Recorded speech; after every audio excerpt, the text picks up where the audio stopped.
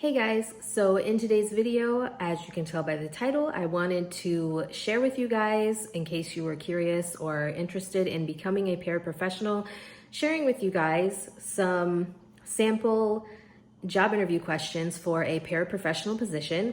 And along with these questions, I'm going to share some suggested answers or ways that you could possibly respond to this question if you are in an interview and you get asked.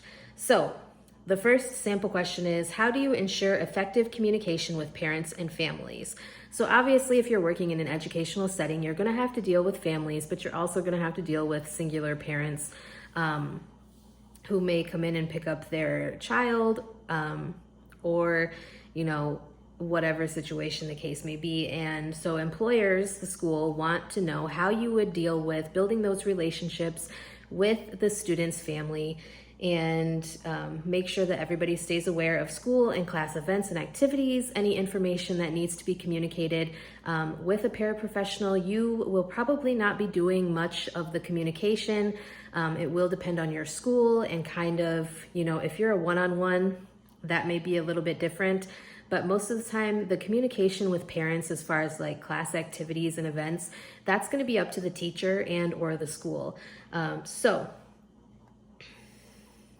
This is the example answer for that question. So this person says, I always use several forms of communication, including email messages and updates through our school's mobile app.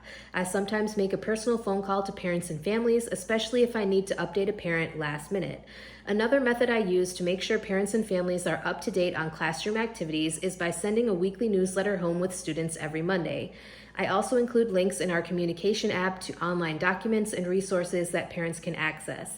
Since one of my values is building community between schools and families, I always make sure students and families can communicate with teachers and staff openly.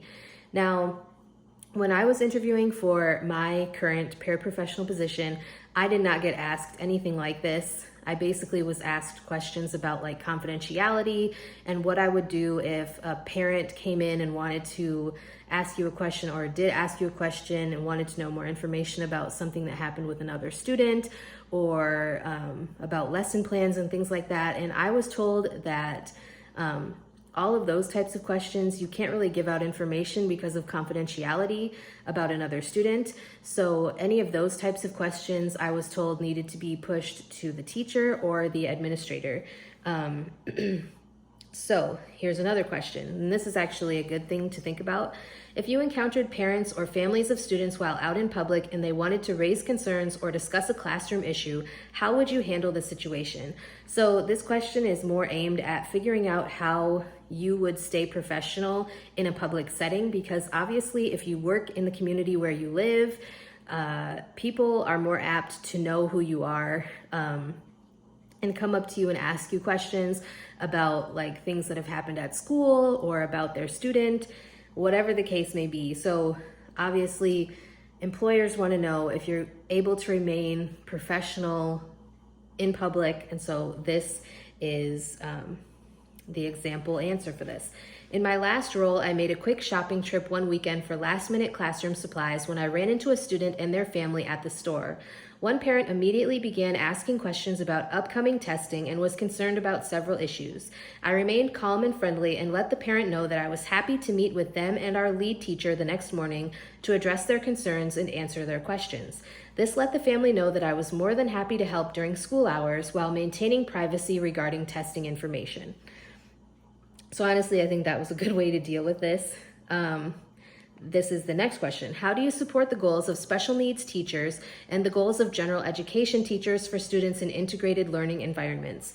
So this one I feel like is more aimed at like seeing how you would be able to integrate a student with disabilities into like an inclusion setting where they are in a general education, not necessarily like a special education setting.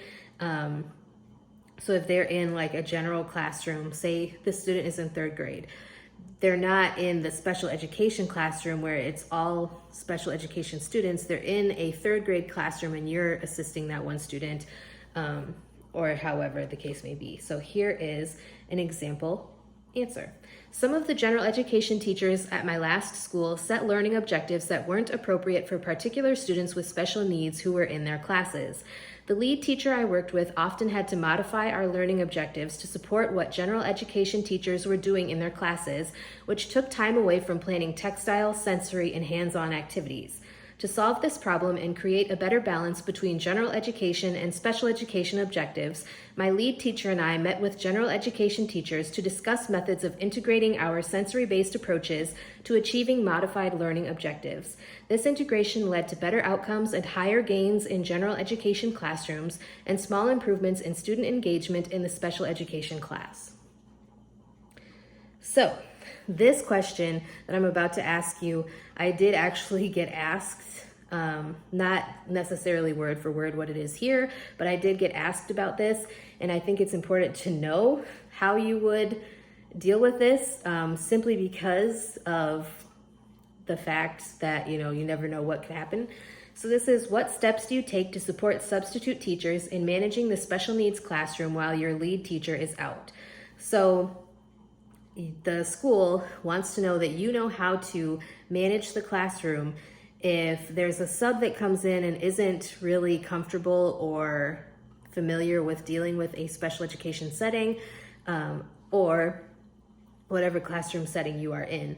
And so in an emergency situation, the school wants to know that you would be able to handle that classroom management and give support to the substitute teachers who, like I said, may not have that special education experience that you do.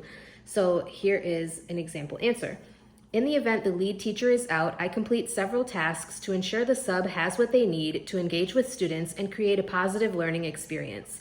In the morning, I typically make sure the teacher's lesson plans and activity materials are ready for the day and organize any last-minute papers the sub might need, like attendance sheets and important school forms.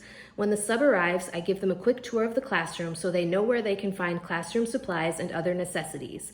During the day, I foster a co-teaching approach with substitutes to establish the temporary authority for students and maintain our regular classroom structure. I think that was a perfect answer. I'm not going to go with that because a lot of the times, my personal experience, there's another question here that I had written down, but I don't want to share it because I'm not a certified paraprofessional. I don't have a certification, and so I cannot run a classroom on my own. And this one is like handling a situation where no sub was available and you had to run the whole class. Yeah, I'm not going to share that one.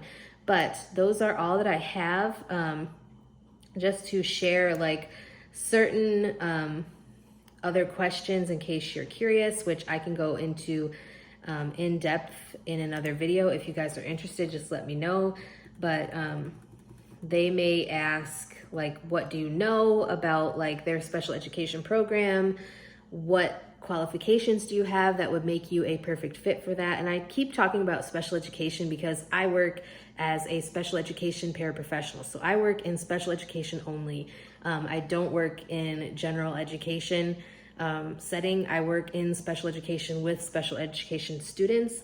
They may ask you about like your strengths and weaknesses, how you approach collaboration with your teacher, what your education level is, what is your approach to classroom management, what are some tasks you supported your supervising teacher with in your last job, how do you help teachers implement instructional strategies, have you ever had a disagreement with a lead teacher about instructional methods, how did you resolve it, do you have experience collaborating with ABA therapists, what assessments have you administered to students in past roles, how do you distinguish an intentional behavior from disability-driven behaviors? How do you handle challenging behaviors from students with disabilities?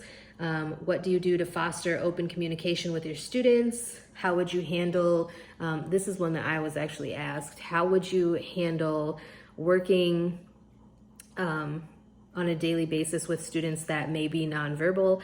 And so you have like different communication devices and tools that you can use to your advantage.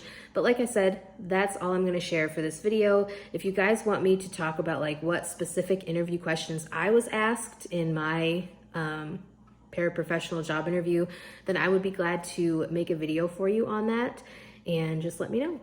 So anyways, if there's any other topics you'd like me to talk about in a future video, please be sure to let me know.